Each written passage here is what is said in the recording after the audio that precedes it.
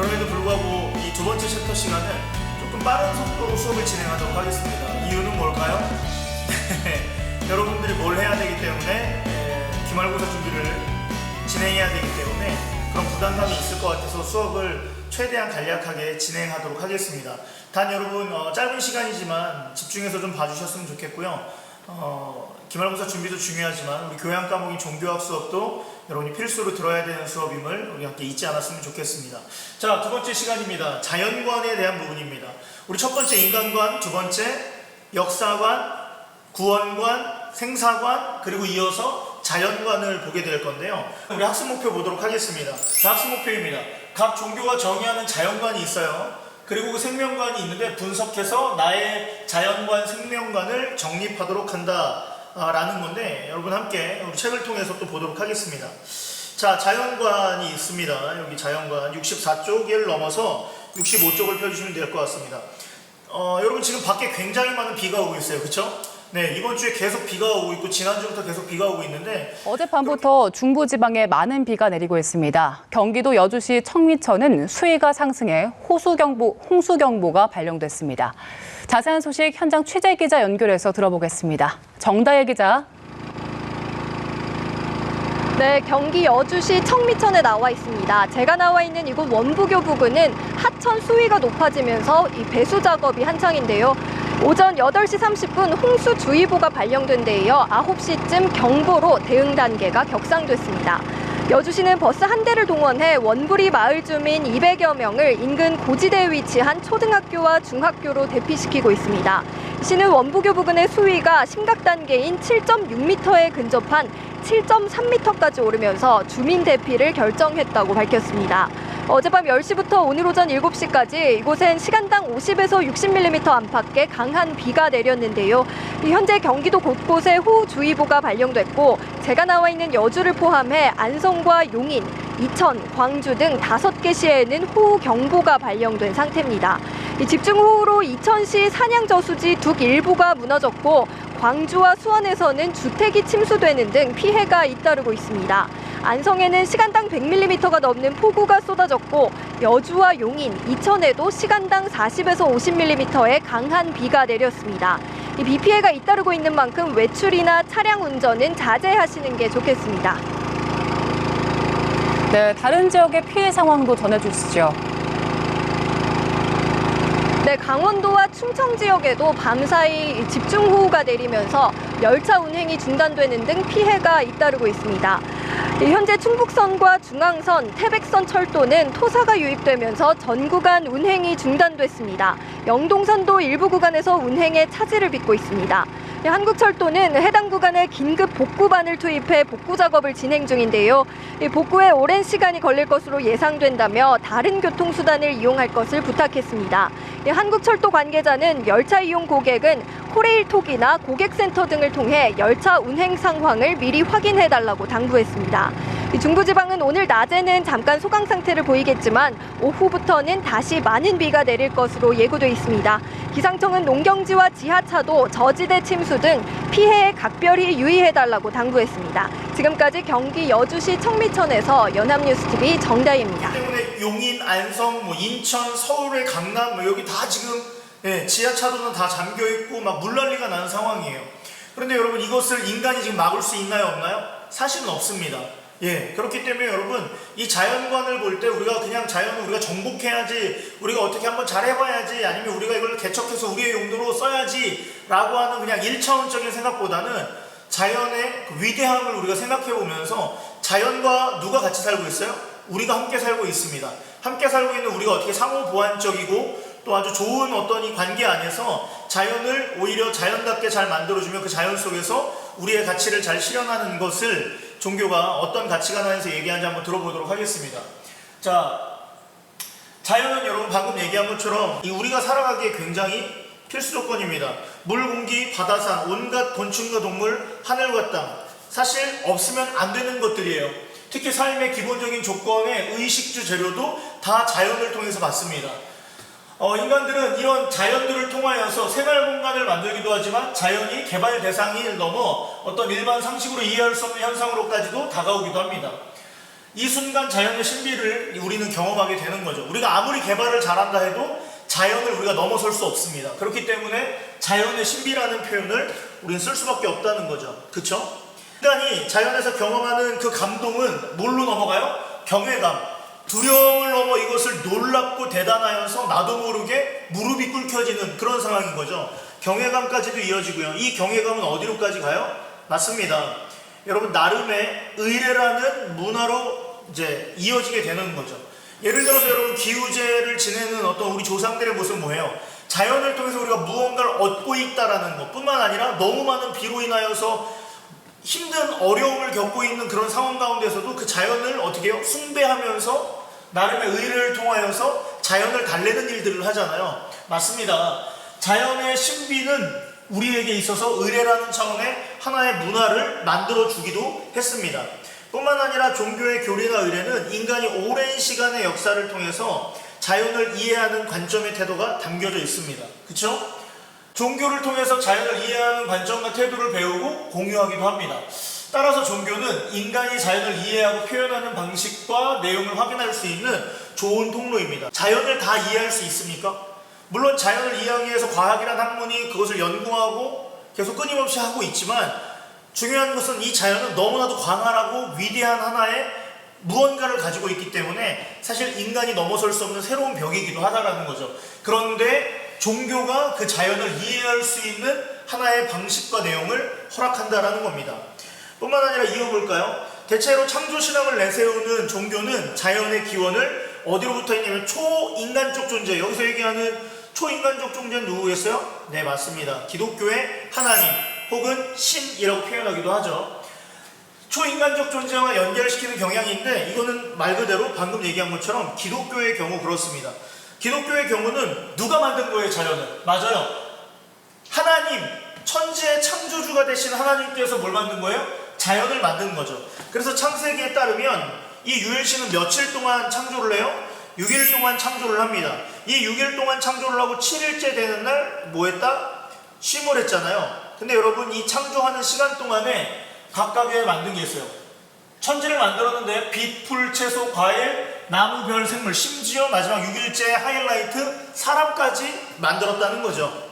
근데 이런 자연을 향하여서 사람들에게 어떻게 이야기하셨냐면 그 창조주인 하나님께서 맞아요. 생육하고 번성하고 땅을 정복하고 모든 생물을 다스려라 라고 이야기하십니다. 창세기의 말씀에 보면 이런 말씀이 있습니다, 여러분.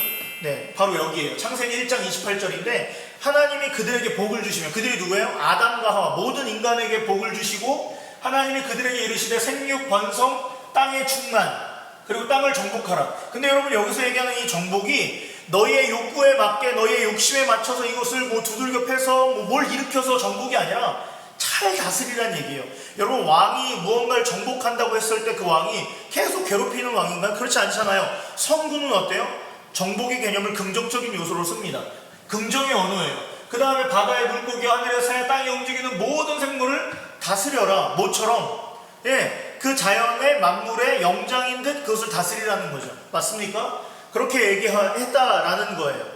그러면 여러분, 인간이 유일신의 형상대로 창조되어 정복하고 모든 생물을 다스려야 한다는 인간은 그 인간이 다른 피조물과 다를 뿐 우월하다는 특권의식으로 연결되기도 한다라고 하는데, 사실 정확한 성경적 표현은 여러분 우월의식이 아니라 이것을 함께 공존하면서 살아갈 수 있는 좋은 어떤 이 도구로 쓸 수 있는 거지, 우월과 특권의식은 여러분 사실 기독교 신앙에서 굉장히 지향하고 있다는 걸 기억해 주셔야 합니다. 최근 조금 종교학적인 관점에서 어떤 그냥 일반적인 문자 그대로 받아들였다라는 게 지금 있어요.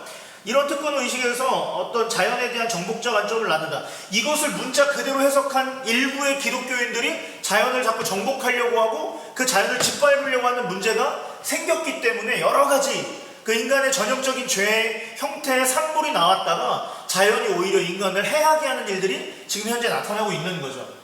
정복자의 관점에서 보면 자연은 인간의 문명을 개발을 위한 소유의 대상이 된다라고 합니다. 하지만 이거 굉장히 부정적으로 나타난 현상이에요. 아까 얘기했듯이 정복이란 단어는 굉장히 긍정적인 용어의 정복이에요. 내가 이것을 정복했으니까 내 마음대로 해야지가 아니라 이것을 다스릴 수 있는 특별한 권한을 누렸기 때문에 그에 따른 책임을 지어서 함께 공존하고 싶다라는 표현이 더 가깝습니다.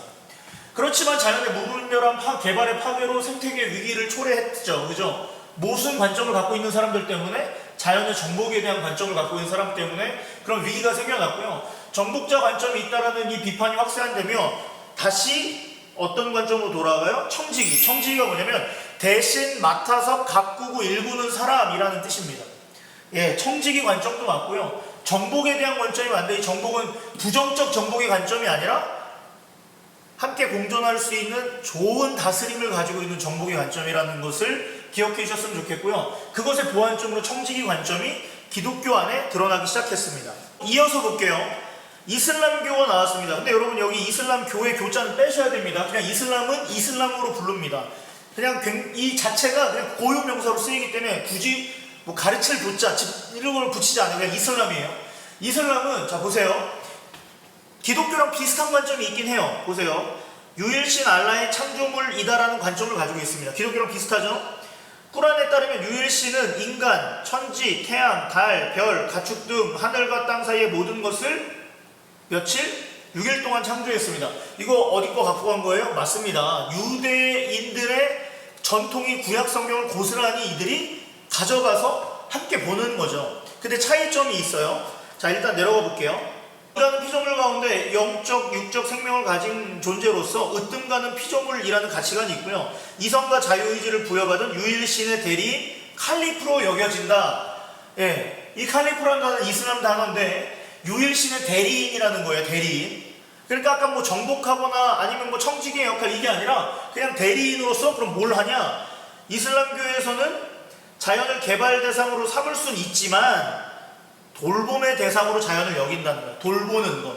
왜? 신의 대리인이니까. 근데 약간 비슷한 것 같아요. 뭐가 비슷해요? 청지기, 대리인, 비슷한 용어예요. 하지만 이쪽은 조금 더 인간이 자연에 대해서 함부로 할 수 없는 영역이다라는 것을 분명히 갖고 있어요. 여러분, 이슬람이 전쟁을 할 때 반드시 지켜야 되는 그 군인들 백서가 있습니다. 그 군인들 백서에 뭐라고 써있냐면 전쟁 시 자연을 훼손하지 않는다 라는 말이 있어요. 그걸 왜 자연을 훼손하면 안 될까요? 자연 훼손 금지는, 자연은 알라의 것인데 감히 대리인이 우리가 훼손하면 안 된다라는 관점이 이들에게 있다라는 거죠. 또 한편 창조신앙을 내세우지 않는 종교 하나가 있습니다. 어디겠어요? 불교입니다. 불교는 자연은 지수화풍이나 지수화풍 공식으로 인하여 결합체이자 이것이 있으므로 이것이 있고 이것이 멸함으로 저것이 멸한다라는 상호 의존적 관계라는 거예요. 다시 얘기하면 인간과 자연은 상호 의존적 관계예요. 인간이 없으면 자연도 없고, 자연이 있으면 있으니까 인간도 있는, 상호 굉장히 의존적이기 때문에 이들을 연기라는 표현으로 이야기합니다. 그래서 여기 밑에 보시면 자연을 포함한 모든 것은 변해요. 고정된 본질은 없어요. 인식도 연기의 기반도 되고 있다는, 연기의 기반을 놓고 있다는 거죠. 즉 자연의 소멸, 인간의 소멸은 늘 그것이 자연스럽게 사라지고 자연스럽게 생성되는 서로 상호 보완적인 관계다. 이게 불교의 입장입니다. 연기의 관점에서 보면, 이거 중요해요. 연기의 관점에서 보면 인간과 자연은 여러 요소의 결합체뿐 아니라 서로 불가분한 관계, 그러니까 상호 관계를 통해서만 존재할 수 있다. 인간과 자연은 뗄래야 뗄 수 없는 관계라는 것을 굉장히 강조하고 있습니다. 인간의 가치와 자연의 가치는 동급이라는 거예요. 서로 있기 때문에 서로 존재할 수 있는 것. 그렇기 때문에 불교는 연계의 관점에서 상호관계를 설명하고 있다. 그래서 인간만을 위한 자연개발이 생명의 파괴로 여겨지기 때문에 자연개발에 대한 것을 지양한다는 게 불교식 입장입니다. 하나 독특한 종교가 나와요. 우리가 그동안 다뤄보지 않았던 원불교입니다. 여러분, 원불교는 어떤 종교냐면, 원불교는 이런 종교예요. 여러분, 이런 마크 보신 적 있으세요? 네. 원불교의 마스코트라고 합니다. 그리고 원불교의 창시자라고 하는데, 여러분, 이 원불교는 1916년에 제가 준비한 자료에 의하면 1916년에 소태산과 박중빈이라는 사람이 창시한 불법 연구회, 그러니까 불교의 경전을 연구하는 그 법회에서 이제 발전해서 이것이 종교로 나아가는 거죠. 그래서 여러분, 이것은 신흥 종교라고 합니다. 특별히 원불교 같은 경우에는 불교의 교리를 갖고 있지만 사실 불교랑 뒤로 가면 갈수록 전혀 상관없는 종교라고 합니다. 그러니까 굉장히 신흥 종교로서 우리나라에 잘 뿌리 내린 그런 새로운 종교인데 2016년에 100주년을 맞이했다라고 합니다. 참고로 이 불교의 어떤 슬로건은 불교 생활화, 첫 번째가 중요한 거고요. 두 번째 중요한 것은 불교의 대중화, 세 번째는 불교의 세계화라는 마음을 가지고 이 원불교가 창시되었다라고 합니다. 근데 이 원불교는 그러면은 자연을 어떻게 받아들이냐? 이 원불교가 좀 독특해요. 이 원불교가 약간 기독교 색깔도 나와요. 자연은 연기의 산물이자 뭐예요? 연기의 산물은 뭡니까? 불교, 방금 얘기한. 근데 은혜의 존재이다. 이거 누구 거예요? 기독교입니다. 기독교는 하나님의 은혜로 말미암아 자연이 주어졌다라고 해요. 그래서 역대상이라는 성경책에 보면, 자 보세요. 나와 내 백성이 무엇이기에 이처럼 즐거운 마음으로 드릴 힘이 있었겠냐 하면서 모든 것, 뭐라고요? 모든 것이 누구로부터 왔어요? 주께로 말미암았다라는 거예요. 그래서 우리가 주의 손에서 받은 것으로 주께 드렸다. 이게 무슨 말이냐면 모든 것, 이 온 천하 만물은 하나님의 은혜로 주어진 것이고 내가 처해 있는 상황도 하나님의 은혜로 주어진 것이다 라는 말을 합니다. 예, 은혜로 주어졌다라는 거죠. 근데 지금 그건 누가 얘기하고 있어요? 원불교가 불교의 어떤 자연의 관점과 기독교의 자연의 관점을 연결시켜서 주장하고 있다는 거죠. 네. 그래서 세상의 모든 존재는 서로 없어서는 살 수 없는 관계, 연기, 그 다음에 특별히 은혜로 연결되어 있다. 거저 주셨다라는 거죠. 그리고 이런 은혜는 네 가지로 나누어지는데 천지은, 부모은, 동포은, 법률은, 특별히 여기서 천지은이 중요합니다. 천지은이 바로 뭐냐면 하늘과 땅 등이 자연이 베푸는 은혜라는 거죠. 지금 원불교는 그리고 불교는 자연이 어디로부터 우리에게 왔다라고는 이야기하지 않아요. 단 그 자체가 그냥 은혜라고 원불교가 해석을 해 나간다라는 거죠. 그럼 여러분 이 은혜의 관점에 따르면 원불교에서는 인간만을 위한 자연 개발을 지향할 수밖에 없는 거죠. 은혜로 주어졌는데 어찌 감히 우리를 위해서 개발할 수 없다라는 거죠. 이 자연이 준 은혜의 배은 행위이자 은혜를 받아서 누리는 것 플러스 뭐 할 수 있어요? 보은해야 된다라는 거예요. 갚아야 된다라는 거예요. 네, 그것을 누리기도 하고 갚기도 하는 것이 누구의 관점? 예, 원불교의 관점입니다. 자, 유교 한번 볼게요. 유교의 경우는 유교의 성리학, 이제 성리학의 경우는 유교 성리학 같은 말이죠. 여기의 경우는 인간을 포함한 우주의 자연은 이와 기로 구성되어 있다라는 거죠. 우주의 자연 생성 변화, 조화도 이와 기의 작용이에요. 근데 이거 플러스 뭐까지 가는 거예요? 나름의 이치 플러스 음양의 조화가 있기 때문에 대립하면서도 끌어당기는 뭐라고요? 대대 관계 속에서 함께 만든 작품이 인간과 자연의 관점이라는 거예요. 불교랑 약간 비슷한 것 같지만 또 달라요. 서로 아닌 것 같지만 충돌이 일어나지 않고 조화를 이루면서 하나를 만들어 간다. 이게 바로 유교의 관점입니다. 그래서 이기론에 따르면, 성리학에서 이야기하는 이기론에 따르면 인간은 우주 자연에 포함되어 있다. 그 질서와 조화에 동참하는 존재이다. 인간만을 위한 자연개발 파괴는 이기의 작용에 따른 우주 자연 질서의 조화를 뭐하는 거예요? 깨뜨리는 일이 된다. 그럼 여러분, 발전, 과도한 인간주의적인 발전은 모든 종교가 사실은 지향하고 있습니다. 기독교도 마찬가지예요. 인간이 인간답게 하기 위해서는 이 자연과 함께 살아갈 수 있도록 청지기적인 마음을 받았는데 모든 종교는 지금 다 비슷한 마음이에요. 자연을 파괴하는 것, 자연을 훼손하는 것을 다 지향한다라는 거예요. 인간만을 위한, 인간만을 위해서라는 그런 발전은 허락되지 않는 것이 종교의 관점입니다. 왜 그럴까요? 함께 공존할 수 있는 존재라는 거죠. 그래서 여러분 이게 마무리라는 거예요. 종교의 자연관은 정복자 관점, 청지의 관점, 대리인 관점, 연기의 관점, 은혜의 관점, 이기론의 관점이 있다라는 거죠. 그러면서 자연 간의 차이는 시공간 문화적인 배경 그리고 강조점에 따른 결과이므로 같은 종교 내에서도 다른 종교관을 갖고 있지만 중요한 것은 여러분 이 종교관 자체가 뭘 강조하고 있어요? 자연과 하나 되는 것, 자연과 함께 살아가는 것, 자연을 훼손하지 않는 것을 강조하고 있다라는 거죠. 자, 종교의 생명의 이해. 여러분 모든 종교의 생명을 어떻게 생각할까요? 존중합니다. 그죠? 생명 자체를 존엄하게 여깁니다. 그렇기 때문에 많은 이런 수많은 생명체들이 누군가에 의해서 파괴되고 누군가에 의해서 그 생명을 잃어가는 것은 당연히 무조건 반대입니다. 알겠죠? 자, 생명의 이해 간단하게 좀 더 보고 마치도록 할게요. 생명이란 무엇일까? 자, 생명이란 무엇일까라고 했을 때 맨 아래 볼게요. 생명은 과학적 정의가 아니라 일반적 정의로 살아있게 만드는 힘이 뭐예요? 생명입니다. 살아있게 만드는 힘. 또 뿐만 아니라 살아있음이 생명이에요. 그쵸? 여러분은 생명이 있습니까? 없습니까? 있습니다. 그쵸? 자, 생명에 대한 보편적인 정의는 없지만 생명을 의도적으로, 여기 중요한 표현이죠. 빨간색으로 이제 바뀔게요. 의도적으로 위협하거나 소멸하려는 시도는 비판의 경향이 지속되고 있습니다. 당연한 거예요. 모든 생명은 뭐 하니까? 존엄하니까. 그쵸? 네. 존엄해요. 그래서 장기매매, 폭력, 협박 등은 생명의 위협, 낙태, 안락사, 사형제도 등 생명의 소멸을 시도하는 것은 다 무조건 반대입니다. 그쵸? 특히 종교계에서도 이러한 것들을 하지 말라고 반대하는 경향성을 보입니다. 예를 들어서 여러분 이렇습니다. 심지어 여러분 무속인도 생명을 존중해야 된다는 걸 얘기해요. 어떻게? 삼신할머니가 아이를 점지한 것이라는 이유로 뭘 반대해요? 낙태. 여러분 이거는 어떤 종교적인 개념을 넘어서 인간 자체를 바라봤을 때 여러분 자신 소중해요, 안 소중해요? 여러분 자신은 다 소중합니다.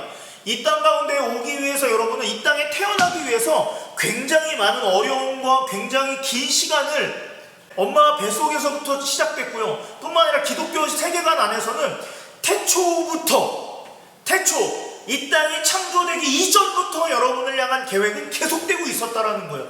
그런 여러분이기 때문에 생명은 당연히 존중받는다, 존엄 속에서 살아가야 한다라는 거죠. 네, 그렇기 때문에 종교계가 생명에 대한 의도적인 위협이나 소멸 시도를 반대하라는 이유는 생명이 존엄하다라는 인식 때문입니다. 맞습니까? 네. 여러분 굉장히 우리는 중요한 존재라는 것을 잊지 않았으면 좋겠습니다. 기독교의 경우 이 생명은 누구에게만 부여받은 거예요? 맞아요. 철저하게 유일신에게 속한다라는 거죠. 그래서 시편 말씀에 이런 말씀이 있어요. 진실로 생명의 원천, 생명의 시작이, 생명의 주관이 누구에게 있다? 여기서 얘기하는 주님 누구겠어요? 하나님이겠죠. 하나님에게 있고 그 하나님 안에서 우리가 빛을 바라보며 살아갈 수 있다라는 거예요. 그럼 모든 인류의 생명은 하나님으로부터 와서 하나님으로부터 간다라는 것이죠. 그러다 보니 초월적인 어떤 존재에 대한 어떤 이 인간의 생명의 출발로 보다 보니 당연히 인간은 신으로부터 출발한 최고의 가치 있는 존재로서 부상할 수밖에 없는 거고, 그러다 보니 우리의 생명은 굉장히 존엄하다라는 거죠. 예, 그래서 생명의 존엄성이 유일신에게서 나온다는 관점입니다. 이런 관점의 배경은 유일신 자신의 형상에 따라 우리가 얘기했죠. 창세기 1장에 보니까 우리의 형상대로 사람을 만들자라고 했어요. 그래서 사람을 창조하신 그 하나님의 모습이 우리 안에 있다라는 거죠. 이러한 관점에서 보면 생명이 유일신에게 부여받은 것이므로 영원히 머물러 있는 한 환자와 동일한 인간의 자의적인 생명의 존폐 여부를 판단할 수 없게 된다. 무슨 말이에요? 아무리 대단한 존엄사라고 해도 스스로 생명을 끊거나 타인으로 하여금 생명을 끊을 수는 없다라는 거죠. 존엄한 죽음을 위한 준비, 그리고 신이 우리의 생명을 거두어갈 수 있도록 해야 한다라는 거죠. 왜 그래요? 그게 바로 우리가 신의 피조물로서 창조되었기 때문이라는 거예요. 자, 그래서 인간은 식물인간 상태가 되더라도 뭐 할 수 없어요? 스스로 생명을 끊을 수 없다. 뭐가 금지되는 거예요? 안락사가 금지된다라는 거예요. 예. 이런 논쟁에서도 끊임없이 그래서 종교뿐만 아니라 많은 사회에서는 이 안락사를 굉장히 반대하고 있습니다. 생명 그 자체가 너무나도 소중하고 중요하고 이 사람의 시작과 끝을 내포하고 있는 가장 고귀한 것이 있기 때문에 그렇다는 거예요. 그래서 여러분 오히려 존엄사의 권리보다는 연명치료의 권리가 우선되어야 한다는 것이 많은 종교의 어떤 주장점이라는 거예요. 자, 한번 볼게요. 그럼 종교는 어떻게 이 이야기를 구체적으로 보느냐? 불교의 경우는 우주 만물은 전생에 행했던 어떤 행위의 영향력, 그리고 상호 의존적 관계 뭐라고 했어요? 연기. 연기의 관계에 따라 잠시 화합하여 여러 형태로 나타난 존재가 바로 우주 만물에 있는 인간이라는 존재인 거죠. 불교의 입장에서는. 그리고 뿐만 아니라 생로병사의 괴로움을 겪는 동안 뭐를 쌓아요? 업보를 쌓다가 죽게 돼요. 그 다음에 3세, 전세, 현생, 그리고 내생을 더불어 육도, 지옥, 악이, 축생, 아수라, 인간, 천상을 계속 뭐하게 되는 거예요? 윤회하게 되는 거죠. 계속 돌고 도는 거예요. 동시에 우주 만물은 윤회에서 벗어날 수 있는 가능성을 가진, 그래서 그 자체로 평등하게 된다. 무슨 말이냐면 여러분, 우리가 업보를 쌓고 그 업에 따라서 계속 불교의 입장은 도는 거예요. 근데 이 도는데 나만을 위해서 내가 혼자 개별적으로 도는 것이 아니라 우주의 모든 만물, 나와 너 그리고 자연과 함께 맞물려서 톱니바퀴처럼 수레바퀴처럼 도는 거예요. 그러다가 무언가 해탈하게 됐을 때 이 윤회에서 빠져나올 수 있는 그런 평등한 존재가 바로 생명을 가진 인간이라는 거예요. 자, 이어서 넘어갈게요. 자, 그래서 불교에서는 생명을 설명하기 위해서 전생의 업력, 그리고 3세와 육도, 윤회, 연기 이런 것들을 다 결합해 전제하고 있습니다. 또한 기독교처럼 생명의 출발점을 어떤 하나님으로부터 시작됐다라고 가정하기보다는 아까 얘기했죠. 모든 생명은 뭐에 되어 있어요? 서로 연결되어 있다. 그죠? 연결되어 있다. 그래서 모두 동일한 무게의 가치를 지닌다. 너의 생명도 중요하고 내 생명도 중요하다. 이게 바로 불교의 관점이라는 거죠. 다만 생명이 법신불의 현현이라는 관점도 있어서 생명 존엄에 대한 설명의 방식이 일률적인 것은 아니다. 그래서 여러분, 이 불교의 관점 안에서는 그 생명을 어떻게? 살생하는 게 될까요? 안 될까요? 맞아요. 여러분, 우리가 일반적으로 불교가 살생이 안 되는 이유가 다 이런 관점에 연결되어 있고 나도 그러한 존재들이 될 수 있기 때문에 살생이 되지 않는다라는 거예요. 그래서 여기 보면은 불교의 생명관을 확인할 수 있는 가운데 불살생의 계율이 있습니다. 이 계율은 직접적이든 간접적이든 뭘 하면 안 돼요? 죽이면 안 돼요. 지나가던 바퀴벌레도 죽이면 안 되고 개미도 죽이면 안 된다는 거예요. 그러니까 모든 생명의 관점이 오히려 불교가 굉장히 폭넓게 보고 있다는 거죠. 그래서 금지하기 때문에 생명을 살려낸다든지 자비와 방생을 거기에 염두하고 있는 게 바로 그렇다라는 거죠. 왜 그래요? 네, 모든 존재가 인연으로 연결되어 있고 그 의지가 개입된 그 살생은 업을 일으켜 괴로운 윤회의 원인의 결과. 내가 생명을 너무 함부로 하는 인생을 살았으면 이것이 내 업이 되고 훗날 내가 그런 존재로도 살아갈 수 있게끔 된다. 업보라고 하잖아요. 내가 한 대로 고스란히 받아낼 수 있다라는 입장이 있기 때문에 결국 살생금지, 그 다음에 생명을 소중히 여기는 차원이 되어야 한다라는 거예요. 자, 마지막으로 하나만 더 보고 끝내도록 하겠습니다. 한국 사회에서 종교계는 낙태, 방금 존엄성 계속 얘기했어요. 기독교의 그 생명의 존엄은 하나님께로부터 받은 것, 이 관점이었고요. 불교는 서로 연결되어 있고 연기, 인연, 서로 화합되어 있는 하나의 상태와 더불어서 내 업이 될까 하노라 하면서 이것이 생명을 살생하지 않는다까지 갔어요. 그러면 이 모든 종교를 통틀어서 본다면 종교계는 낙태, 안락사, 사형제도 등에 대해서 계속 뭐 할 수밖에 없어요? 반대할 수밖에 없죠. 그쵸? 예. 그 다음에 심지어 뭐 배아 연구, 생명을 스스로 만들어내려고 하는 것들. 그러니까 소위 우리가 남자와 여자가 만나서 어떤 이 생명을 잉태하는 그것이 아니라 인간의 과학기술의 발달로 끊임없이 생명을 영원히 살려는 그 욕심 안에 뭔가 생명을 만들어내는 이런 행동도 금지, 그 다음에 사형 제도도 폐지, 뭐 이런 것들을 지속적으로 하고 있고요. 다만 아쉬운 것은 연명치료의 경우 2019년 연명치료 중단 행위를 누가 결정할 수 있어요? 환자 자신이 결정할 수 있고, 그리고 2016년 2월 최근에 환자 연명의료 결정이 되었어요. 연명치료 중단 행위가 합법화되었다라는 거죠. 그러면서 이제는 종교계의 이런 입장이 고스란히 생명 존중, 존엄 이런 방향 안에서 사람을 죽이는 거, 사람을 죽이는 어떤 행동도 옳지 않습니다라는 것이 조금씩은 변화를 가지고 오고 있긴 하지만 종교계는 그럼에도 불구하고 굉장히 오랫동안 축적되어 있던 인간 존엄에 대한 교리를 가지고 계속 반대하고 있다는 것을 여러분 한 번씩 기억해 주셨으면 좋겠습니다. 자, 여러분 힘겹게 달려왔습니다. 오늘은 두 단원을 배웠죠. 그쵸? 굉장히 힘들었습니다. 역사관도 배우고 구원관도 배우고 그 다음에 이어서 뭐였어요? 자연관도 우리가 함께 봤는데요. 이 자연관을 통해서 우리는 이런 학습 목표를 확인할 수 있었습니다. 각 종교가 정의하고 있는 자연관, 근데 굉장히 인간과 함께 살아가야 한다는 게 대부분의 종교가 가지고 있는 취지였어요.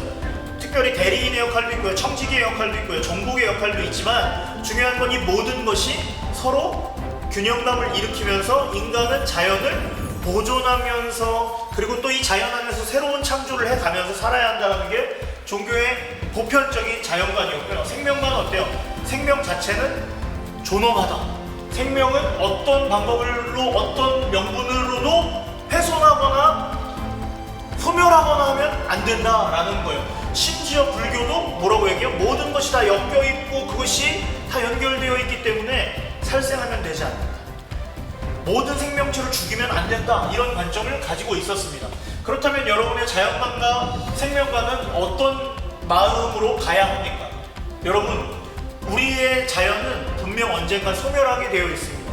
그러나 이 소멸이 찾아오기 전에 오히려 이 소멸을 우리가 잘 가꾸고 잘 가꾸어서 오히려 우리가 이것을 연장시키는 것이 전 맞다고 보고요. 우리의 생명은 어떻게 해요?